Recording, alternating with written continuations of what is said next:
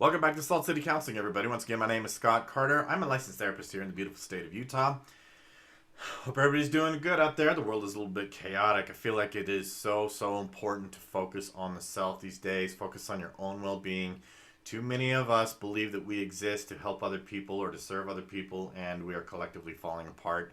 I feel like this is a failed strategy, a failed system. So maybe just bring some personal awareness that, hey, it's time to focus on me. And if you're new here, I hope you will subscribe. My videos I try to have a lot of different videos. I primarily specialize in teens and parenting, but I also specialize in high conflict custody and divorce as well as personality disorders. A lot of people I get a lot of traffic on those particular videos. A lot of people need help with this area.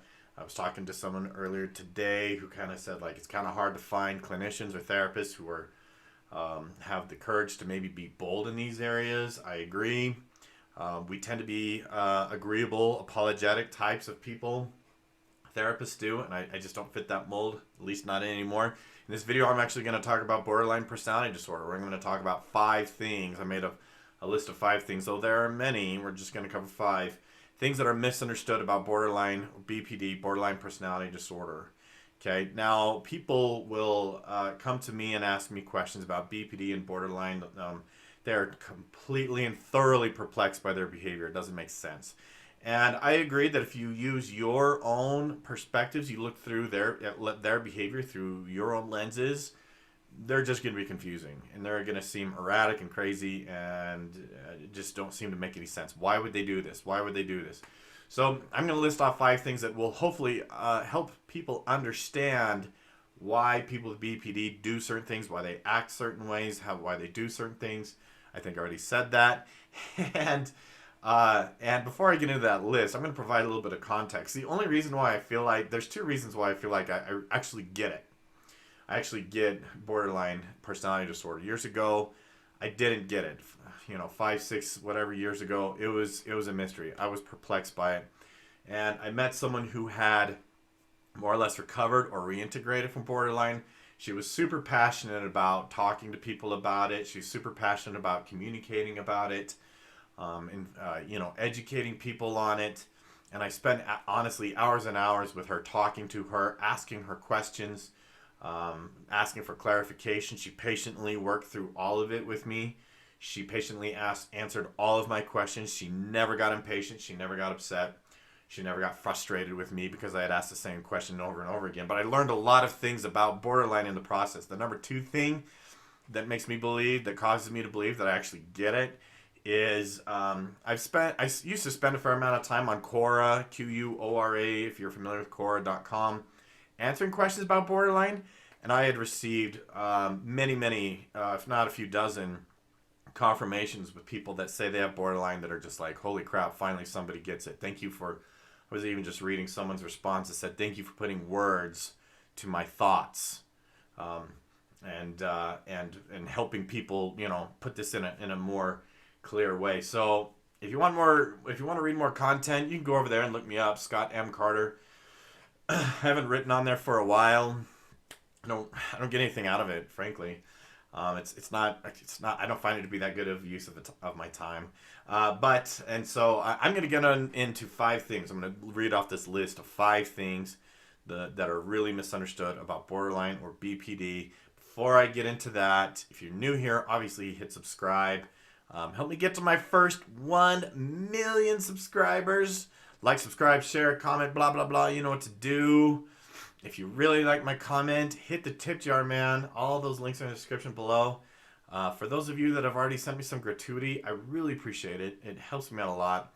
It helps me keep content like this moving for free to you. And so hit those, hit the tip jar for me, even just a little bit. If everybody sent me $5, man, $10, that'd be awesome.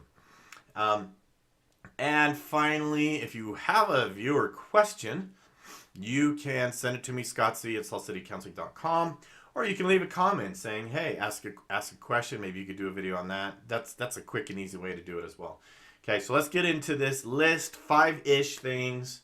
And I always say ish because all behaviors just tend to mold together. It's hard to distinguish sometimes where one of them ends and the next one begins.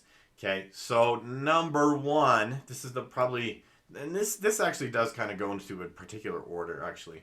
So number one, the first thing that you need to know about borderline, BPD, borderline personality disorder, in order to understand it better, is that their mental framework operates different from yours. And I've even kind of wondered at times, like, if we had a society integrated with space aliens, would I be able to do counseling with them? Would I be able to give them therapy? It's a weird question to ask, right? It's just crossed my mind. But or do they just have a completely different psychology than we do? And that is what I have found with borderline. They have a different psychology. They just have a different mental framework. And people will apply their mental framework to the behavior of a borderline and just be like, what is happening? Why what? And it's just this big, giant, confusing, frustrating question mark. You have to understand they don't think like you do. They have a different psychology than we do. And as a result, they actually feel really misunderstood, which actually I think kind of exacerbates the situation. I think if they felt understood and like more people had empathy for them, it could really help. But as it stands, a lot of them are just sort of on an island. They just feel like they're just completely broken and flawed and misunderstood, which is really kind of a bummer when you think about it. None of us like feeling that way. Scoot in a little bit more. Number two, they almost seem to use a different language. Okay, so I mentioned a few minutes ago this person that walked me through like what how does a borderline operate? Help me understand this disorder. I noticed that she had a different language. She used just different language. It's almost like she spoke in a foreign language, which is why I had to keep asking her questions. Like, you have to explain that. I don't know what that means. Like, she would say, you have to find them. And I'm like, find them? Yeah, you don't. The reason why you can't help them is because you don't see them. She would say things like that, and I'd be like, okay, you got to use different language because this is not the language or the understanding that most people operate on. But I noticed that with borderline, you use the same word that you are used to using. They have a completely different meaning behind that word than you do. That word might be totally, just have a completely different spin or interpretation on it. They almost have their own language, so to speak, and we don't speak that language. And frankly, I feel like part of their dysfunction is their inability to communicate their meaning effectively. And that's just where they really struggle and fall short. Number three, they seem to act like different people because sometimes they actually kind of are. Personally, I believe that, of course I didn't put that on quiet, vibrate. Personally, and I've had people with personality disorders or people who have I know a couple people who have recovered from borderline. Actually, I've known more than one. So they have confirmed this to me that it seems to be very similar to dissociative identity disorder or what used to be called multiple personality disorder. They just seem to have multiple personalities. And I was having this discussion the other day, I don't remember who with, but they were saying that someone who has borderline had admitted, it was my mom, she had a coworker that apparently was borderline. She talked to this coworker for the first time in years who apparently went to my mom and apologized for her behavior. So good for her. I'm big on accountability, but evidently this person told my mom, she said, I don't remember doing a lot of things that people say that I do. So really, they black out. They dissociate. They're gone. They experience a fragmented time. They don't experience, like, their time isn't linear. They don't remember everything that happened. They don't remember everything that they said. They don't remember everything that they did. And everything is and a lot of things are just fragmented that way. And so a lot of times where it's like, you said this, in their minds, you're lying. They don't remember it. So you're lying. And so in a way, they do exhibit these different personalities. And it's really, I've seen it so many times, it's so stark. Like, one day you're just going to have this closed off, just angry, irritable person. The next day, happy, friendly, nice.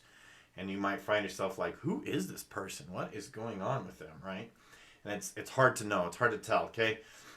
They seem like different people because sometimes they just frankly are. Number four, to them, feelings are facts. They're not a logical bunch, okay? They don't weigh evidence. To them, if they feel it, if it feels like it's true, It is true. It just is, right? If it feels this way, it is way. One example, one stark and almost frightening example that I had years ago was one of them told me. She said, I feel like this person assaulted me, and so they must have, right? And I was like, well, did they touch you? No, but I feel like they did, right? Feelings are facts. Even though there's not evidence that that person harmed them, physically harmed them in their minds, if they feel like that person did, then it must be true. And there's not, with them, I find that there's just not enough scrutiny to their feelings. They don't question or challenge their feelings enough. And I see this a lot in the relationship too, right? Where the partner is like, why does she always say, and I say she, by the way, on borderline, because borderlines are predominantly female, whereas narcissists are predominantly male. And I believe they could be potentially a different variation of the same disorder. Anyways, these partners or these spouses will say, why when I told her that I was going to be in a meeting from 12 to 2, did she bombard my phone with text messages accusing me of cheating? Well, because her feelings told her so. I mean, if her feelings say that you're in bed with this woman between 12 and 2, some other woman, must be true. Must be true. Okay. Number 5. Here's what you really need to know about borderline. This is where some empathy can come in. Hopefully, they are at constant war with themselves internally. They really are. They likely don't show it. They often go to great lengths to hide it because they don't want to show vulnerability because in the past vulnerability resulted in pain, so they avoid vulnerability, right? So try to think of it that way, that you don't see this, but they have this tremendous, massive inner war. Unfortunately, the two strongest human emotions win more times than they should: fear and anger. Fear and anger. Fear and anger will dominate the human psyche and absolutely rule their behavior. That's true for everybody. If you're perpetually afraid and perpetually angry, your behavior will happen accordingly, right? And so I've talked to enough of them and interacted with enough of them online that they will say, like, I don't want to do a lot of the things that I do, but I find myself doing them because it's just the afraid and angry part just absolutely hijack their brains and hijack their behavior. And even if they want to help it, they often feel like they can't. Now, personally, I disagree. I believe that if they truly, truly wanted to put their behavior in check, they can. But if we're talking about different personalities, it's almost like if you have one personality that's like this big, angry gorilla, and then the other personality feels like it's this small, helpless kitten, right? Then the big, scary gorilla often wins out. So that is my list of 5 things. This one is going a little bit longer than I typically go, but hopefully you found this informative and helpful enough to subscribe and all of that. So thank you again for your viewership. I got to get to work. Got a string of clients tonight, string of appointments. Thank you for watching. We'll see you in the next one.